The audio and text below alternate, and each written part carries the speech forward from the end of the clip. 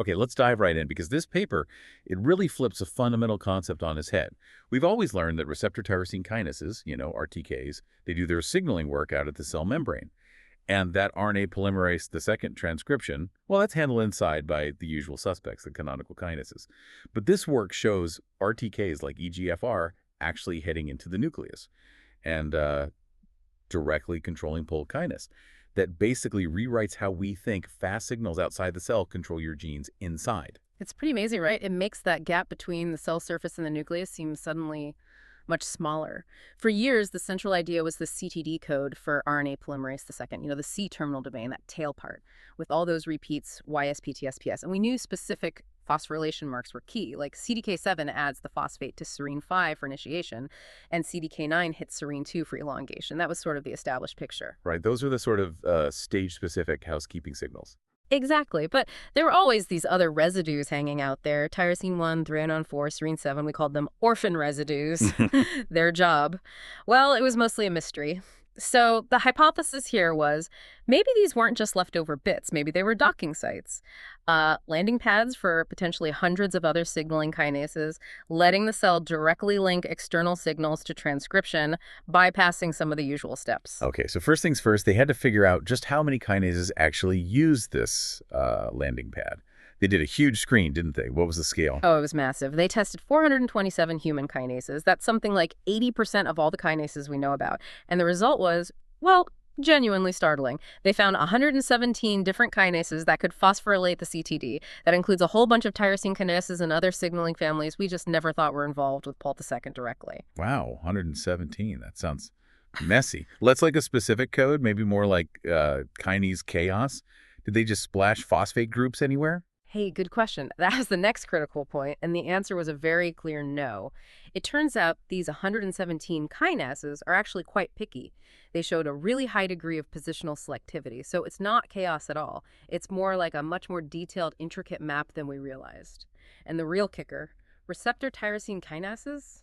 Yeah, those RTKs we usually think of at the membrane, they were really good at putting the phosphate mark specifically on tyrosine 1, that orphan residue. Okay, hold on. This is where it gets super interesting for you listening. If a receptor that usually lives on the cell surface, an RTK, is putting a specific chemical tag, this phosphate, onto Pol's tail inside the nucleus, what does that tell you about how it must be working? I mean, its actual mechanism. Well, it pretty much has to mean the receptor itself is going into the nucleus, right? It implies a direct nuclear job.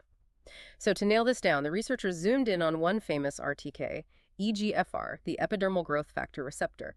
They used techniques like chickpea qPCR, basically tracking where active phosphorylated EGFR was binding on the DNA. They looked near specific genes like EGR1. An immediate early gene, right.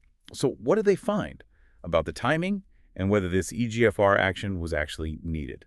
The timing was incredibly fast. They saw active PGFR showing up right at the EGR1 gene's promoter. Get this? Within 5 minutes of simulating the cell. Just 5 minutes. And right after EGFR arrived, they saw a big spike in that PTR1 mark on Pol II at the same spot. And then, boom, the EGR1 gene switched on. And crucially, they showed it was absolutely essential. If they got rid of EGFR using CRISPR, or if they used cells with a mutant Pol II where that tyrosine 1 couldn't get phosphorylated, the Y1F mutant, and the signal couldn't turn on EGR1 anymore. It was completely blocked. Wow. So the RTK physically goes to the gene, does this specific TIR1 phosphorylation, and that action is required for the rapid gene activation. It's not just some secondary effect. Okay, stepping back then, what does discovering this huge kinase atlas and this nuclear RTK function really change for how we view gene control, or maybe even for developing medicines? Well, it takes us from scattered bits of evidence to a big general principle. Pol II isn't just managed by a few standard kinases. It's acting as a direct integrator. You could call it a two-code integrator. It reads both the site on the CTD being marked, like Tier 1, and the specific signaling pathway that's active, like EGFR signaling. It puts those two pieces of information together. And the implications for, say, disease treatment sound pretty immediate. Absolutely. We know signaling kinases go wrong in diseases like cancer all the time. So this atlas, it's like a new map for drug developers.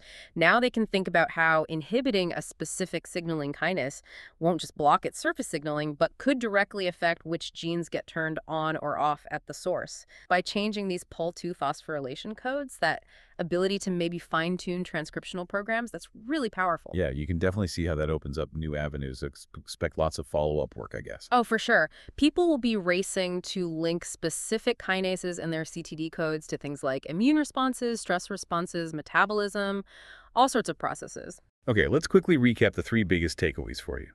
First, the cast of kinases controlling Pol II is way bigger than we thought 117 were found active on the CTD. Yeah. Second, those membrane receptors, RTKs like EGFR, they sneak into the nucleus and specifically target the tyrosine 1 residue on Pol II. And third, this direct phosphorylation by RTKs in the nucleus isn't just happening, it's essential for turning on specific genes quickly in response to signals. And maybe just one quick point on challenges. The big task now is figuring out, okay, we have this huge in vitro map of 117 possibilities, but which of these kinase CTD connections are the most important in a real cell, in vivo, maybe in a specific tissue or during a specific disease?